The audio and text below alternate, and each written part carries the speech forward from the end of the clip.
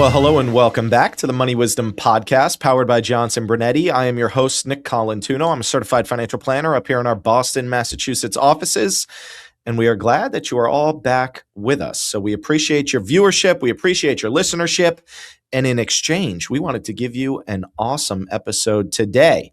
So today's episode is all about the Rule of 55, and if you're listening and you're saying, the Rule of 55, that's a new one. Haven't heard of that, Nick. Well, that is why we call this the Money Wisdom Podcast. So what is the Rule of 55? Well, look, if you're considering early retirement, the Rule of 55 could be your new best friend. It actually allows for penalty-free withdrawals with a couple caveats from some employer-sponsored retirement plans. So think about this, right? If you have money in an old 401k or an old 403b, and you are not yet the age of 59 and a half where you can be accessing that money without penalties, the Rule of 55 says that in the year you reach age 55, you can treat those accounts as if you were 59 and a half and take money out penalty free.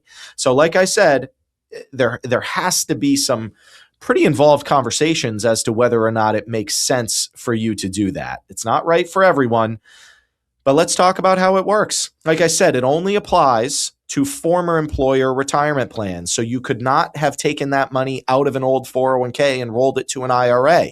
And I know you're probably thinking, well, Nick, isn't that something that you talk about a lot? You are almost always recommending that when someone leaves an employer, they take that money with them. They roll that money to an IRA. But there are also scenarios where we are not recommending that folks do that. And the Rule of 55 is exactly that. It's one of those scenarios. If we know that someone is going to be retiring before 59 and a half, we would not want to pigeonhole them from a liquidity standpoint by moving that old 401k money into an IRA. And now all of a sudden they have to wait another 4.5 years before they could touch it, right? So again, traditionally the rule is 59 and a half is when you can be accessing money from IRAs without penalties. The Rule of 55, however, is where an exception can be made. So it goes without saying that this Rule of 55 can be a huge opportunity for folks to be benefiting from retirement money at a point where traditionally they might not have been able to in the past. So let's talk big picture. Who might benefit from this Rule of 55? Well, of course, anyone who is retired and now has an immediate need to access retirement money. Obviously, you don't want to be paying more taxes than you need to. You certainly don't want to be paying penalties to access money either.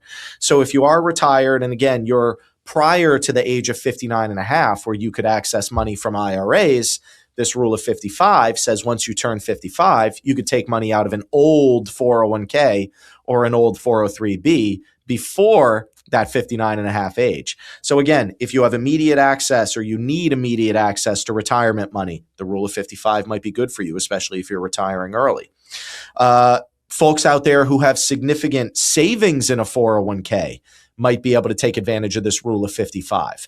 Now, again, if you're retiring early, say you retire at 55, well, you can then be accessing the money out of those 401ks, which in theory will draw down on the amount that you might have to take later on for required minimum distributions. It can also allow you to game plan some of those low income years because now you're not working. And sure, well, keep in mind, you wouldn't be eligible for Social Security yet. So maybe you're spending brokerage money and then everything above and beyond that is being supplemented from the IRAs. So you can really manage your taxes in a pretty unique and strategic way if you're taking advantage of this Rule of 55. Now, keep in mind, you wouldn't want to just take money out of IRAs even if you don't need it. But it still gives you an opportunity to be able to do it, just knowing in the back of your mind that the penalties associated with early withdrawals will not be there. It also allows you to plan if, well, let's say you're maybe not planning on retiring forever, right? Maybe you retired at 55 and now you're looking for a new job. You're trying to start a new career. Maybe that career that you're starting is self-employment or something like that, something that might require you to have access to funds. Well, the Rule of 55 is very low-hanging fruit for that. You could be taking money out of your 401k or your 403b to help jumpstart the liquidity or the cash that's required to get this new business off the ground or get your new career off the ground.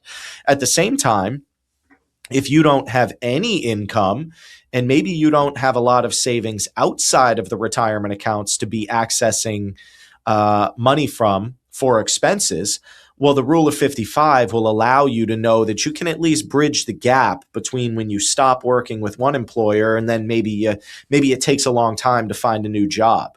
Right? Maybe you're very specific as far as what you want, or maybe you're in a very niche industry where they're not hiring very often, or maybe you're just being very selective on the position that you want, right? But wherever there might be a long period of time of unemployment, being able to benefit by taking advantage of this rule of 55, being able to take money out of these old 401ks or old 403bs, yes, where it's going to be subject to income tax, but where it will not be subject to early pre-59 and a half withdrawals.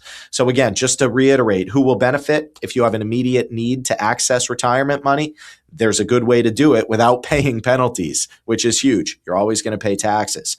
Maybe you have a lot of money in 401ks and you want to start to wind that down or get out in front of the what I often refer to as a ticking tax time bomb that lives in these 401k plans. Getting out in front of RMDs, game planning, Roth conversions, things along those lines. Or maybe it's going to take a long time for you to find a new job and you don't have cash flow in the meantime. So being able to access retirement money vis-a-vis this rule of 55 is a good way to help you bridge that gap. Now, again, there's some considerations. We can't just talk about the good without talking about the bad. Not all plans allow for you to do this. So you need to double check with your previous employer and make sure that if this is a scenario you might find yourself in, well, you want to make sure that you can take advantage of that rule of 55. Also be mindful of these 401k plans can be a little restrictive. Some of them, especially if it's a former employer plan, they might not allow you to take partial distributions. So if you are then calling them up saying, I'm 55, I'm going to take advantage of my rule of 55 ability, and I want to take a distribution from this old 401k, they might say, well, since you're no longer in service with this company, it's either an all or nothing. You either have to take all of it or you take none of it. So in those instances, we would want to make sure that that money, maybe you're taking a distribution for what you need, and then the rest of it is getting deposited or rolled over into an IRA. So again, they might make you, and I don't want anyone to be caught off guard with this, they might make you just close the account out altogether. Now, in that point, you might have some flexibility to be able to do it in one transaction, but with two different taxable implications. So this is where you really want to have your advisor involved in these conversations. Another consideration to make is that if you have Roth money in one of these old 401ks, that money may be still taxable if you're accessing it before it's been in there for 5 years. So again, we all like to think about these Roth monies and these Roth accounts and say, okay, you put money in, you pay the taxes, that money then grows tax-free for the rest of your life. But there is a 5-year window there where if you were to take money out, keep in mind, you can always access your principal. Anything that you've contributed to that account, you can get back because you've already paid taxes on it. That's just a return to your basis. Any gains that are accessed during that 5-year period, that's where you might be surprised to find that there could be some taxes owed if you're taking it out before that 5-year period is satisfied. So again, if you're looking to take money out of the old 401k and you're thinking to yourself, okay, I'm not going to pay penalties via this rule of 55, and I can take that Roth money out and I'm not going to pay taxes. You just want to be mindful of the fact that there may be some taxes that are incurred. So again, have a plan in place. Now, keep in mind, if you trigger this rule of 55 and even then get employed with a new employer and have a new 401k set up or a new 403b set up, the rule of 55 allows you to continue taking those distributions penalty-free from that old 401k up until 59 and a half, even if you have a new employer plan. It's a little bit of a funky loophole. And to be honest, I'm not sure why it exists, so I wouldn't be surprised if that rule changes in the future. But just be mindful. Right now, there's a good amount of flexibility that exists when taking advantage of this rule of 55. And as I started off this episode by saying, a lot of people aren't even aware that this is an option at all. So make sure that you're having some really detailed and involved conversations with your advisor. And if your advisor knows the ins and outs of your situation, which they should, well, maybe they'll know if you're planning on retiring before 55 or before 59 and a half. And if that's the case, I'm sure the recommendation might be, let's leave some money in that 401k just in case we need to trigger this rule of 55 when the time comes. So big conversations that you should all be having with your advisor. It's also important to know that the account must stay with your former employer, right? As long as you're taking income out of it, as long as you're triggering that rule of 55, in order to trigger that rule of 55, the money has to be with an employer that you are no longer affiliated with. So again, if you have then rolled that money into an IRA, unfortunately, that makes it ineligible for the rule of 55 because that old 401k no longer ceases to exist. So I know things are getting a little technical here, folks, but I appreciate you bearing with us. Again, in order to make these decisions, you have to consider everything. You got to consider long-term tax impact on your overall retirement savings. Consider what your tax bracket might look like in the future versus what it looks like now. Determine if you have other, perhaps more tax-efficient places to get your hands on money from, whether it's brokerage accounts, whether it's cash in the bank, maybe even loans, right? Sure, loans will have interest associated with them, but it's important to remember, folks, that loans are not taxable events. So if you're comfortable with debt, and a lot of people hear debt and it just, sends shivers up their spine, but debt is also something that can be leveraged from a financial planning standpoint. So again, you need to make sure that you're having these conversations that are very specific to you, because everyone's situation is different.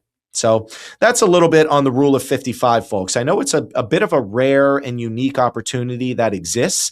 It's a little bit of a rare and unique scenario that we see folks looking to retire, that early, but it is not unique, right? And if you're in that situation where you're saying, okay, I'm going to be in a world where I don't have income. I'm not yet eligible for Social Security. I don't really have a ton of liquidity by way of brokerage accounts or cash in the bank. All my money is in this 401k with this employer that I'm about to walk away from.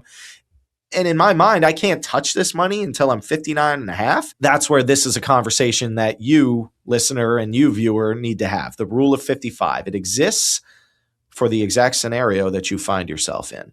So again, we wrote a book that is all about this. If you're watching, you see it here over my right shoulder. It's called The Ultimate 401k Guide. It was written by our senior partner, Eric Hogarth. He's a certified financial planner. He is an expert in this world specifically. What your options are when it comes to 401ks. Do you leave money in? Do you take money out? Do you roll it to an IRA? Do you convert some of that money? How do you max out your contributions and do it in a way where you're also, minimizing taxes and maxing out deductions? So we wrote a book all about the options that you have with your 401k plans. And if this episode today does anything, it can show you that maybe you've got a lot more options than you think. This rule of 55 is just one of those financial nuggets that needs to be discussed that oftentimes is overlooked. It's easy to overlook. It's complex. A lot of advisors don't know about this rule. So again, that's where it's important to make sure that you're working with a group, you're working with a team of experts in this exact phase of life that you now find yourself in. So you can get your free Ultimate 401k Guide by texting our marketing team. Text the word GUIDE, G-U-I-D-E. Text us at 800-757-0436, and we will get you your free Ultimate 401k Guide. Again, what to do, what not to do, to move your 401k, to leave it where it is. I mean, these are some of the largest financial decisions, folks, that you will ever be faced with, which is exactly why we wrote this book. It's exactly why we came up with this resource, to help you navigate the complexities of navigating and transitioning from a world in when you're working and earning and saving to retirement where all of that stops. So again, to get your free copy of our Ultimate 401k Guide, text the word GUIDE, GUIDE, text our team at 800-757-0436, and they will get you that Ultimate 401k Guide. Now we've got some awesome mailbag questions. So this is our mailbag minute. I'm going to try my best to keep these answers concise because that is what you have all asked for. So our first question is all about Roth accounts. Nick, I have 2 Roth accounts, but they're not FDIC insured. Are there safer places to prevent losses if the market has a big drop? So this is interesting because these Roth accounts, the viewer mentions that they have 2 and that they are not FDIC insured, which likely means that that money is either in the market, like in a brokerage account where it's going up and down every day, where it's taking risk. But the fact that the client is asking for safer alternatives tells me that that's not where they want that money to be. So if you are looking for FDIC insured money within a Roth account, you've really got 2 options. You either have that money with a bank where it's either in a money market or in a CD up to the FDIC insured level, or you have it in a brokerage account where it's in an FDIC insured money market account or where you're looking to purchase a brokered CD. So again, the only FDIC insured options are FDIC insured money markets or CDs. Now, if you want that money in a place where it is not FDIC insured yet still safe, well, that's where we can look at maybe some higher yielding money market accounts or vehicles like annuities where the money is safe against the market. But that's where we have to be mindful of the credit quality and the financial strength of an insurance company that we're using, because the financial strength of an annuity is only as strong as the financial strength of the company that is underwriting it. So annuities are a large part of what we do, as far as safe, secure, no risk, no fee. And oftentimes when we are implementing insurance vehicles or safe vehicles within our clients' financial plans, we want to make sure that we're balancing the growth potential relative to the financial strength of the company. So typically we're only using A-rated companies or higher. I realize that was not a minute. My apologies. Our next question is about 401k contributions. It says, Nick, how much per year should I be putting away into a 401k? I am already on a semi-fixed income. This is a great question. You need to come up with a plan. You should be putting away as much money as you can afford to put away if it's not going to pigeonhole your income and your liquidity as far as living your day-to-day life, right? You don't want saving for retirement to come at the expense of living your life today. You also don't want to be overspending and living beyond your means today, and then all of a sudden you might not be able to retire because you didn't save enough. So the important thing here is making sure that you have a plan, making sure that you're strategizing these contributions, that you're able to live the life you want to live today, yet also plan and prepare for what you're going to be faced with in this next phase of life. So saving for retirement is critical, but you don't want to do it at the expense of today, saving your money today. Our final question is all about estate planning, and this is one that we see pretty often. There's a lot of confusion here, and it says, Nick, what is the difference between an estate and a trust? That's a good question. The easiest way to think about it is everybody has an estate, but not everybody has a trust, right? Your estate is everything you own. Your cars, your clothes, your house, your brokerage accounts, your golf clubs, like anything that you have of value is part of your estate, right? You own it, right? It's part of your estate.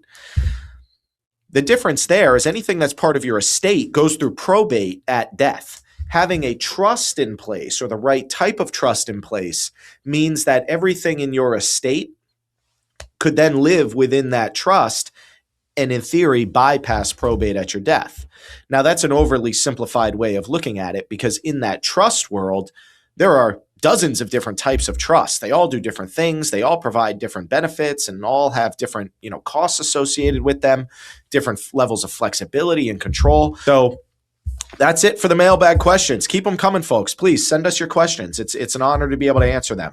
So going back to our offer, we want everyone to get their hands on this Ultimate 401k Guide. It's going to help you navigate the complexities of what to do with your 401k money, what your options are, what you should do, what you shouldn't do, why you should do this, maybe why you shouldn't do that. So, this rule of 55, what we talked about today is certainly a pretty specific and a pretty unique opportunity that exists for folks. But if it is an opportunity that you should be taking advantage of, you're going to want to come in and have a conversation with us. But it's all going to start by getting your hands on the Ultimate 401k Guide. Text the word guide, GUIDE, text our team at 800-757-0436, and we will get you your Ultimate 401k Guide. Once more, text the word guide, GUIDE, to 800-757-0436. So folks, viewers, listeners, we appreciate you joining us. Her learning a little more today about the unique rule of 55 that exists if you have 401k money with an employer that you are no longer affiliated with. So we appreciate you being here. We appreciate you listening to the Money Wisdom Podcast. Signing off, I am Nick Colantuono. I'm a certified financial planner up here in our Boston, Massachusetts offices, and we'll see you next time.